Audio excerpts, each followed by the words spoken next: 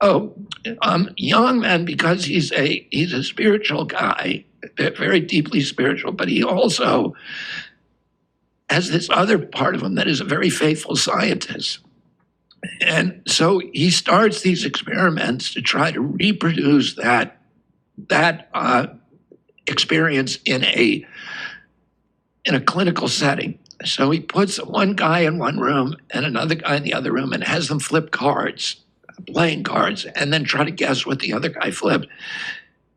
And he believes that if he can beat the laws of probability, that he will have proven the existence of a supernatural, which is the first step to proving the existence of a God.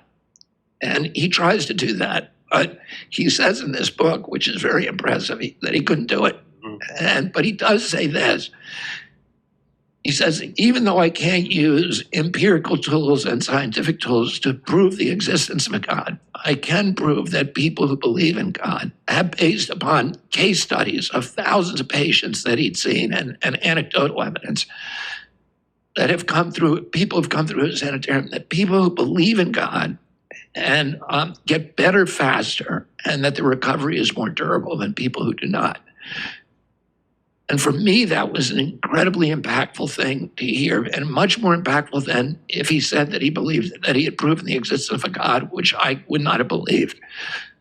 But that, at that point in my recovery, I had made a commitment to myself that I was going to do anything that improved my chances of recovery by even 1%. So if believing in God would improve that recovery, then I was going to do it. So then I was presented with the problem, how do you start believing in something that you can't see or smell or taste or touch or smell or acquire with your senses?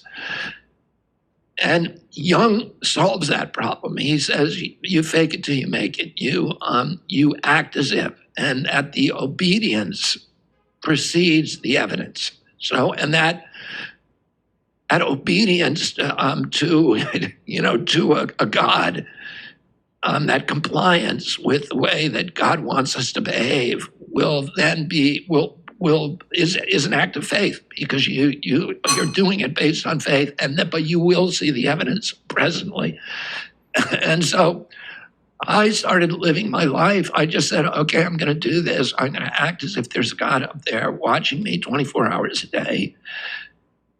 And that life is just a series of tests. And that that every day I would break down into about 40 different decisions. And I invested each one of those decisions with a moral dimension.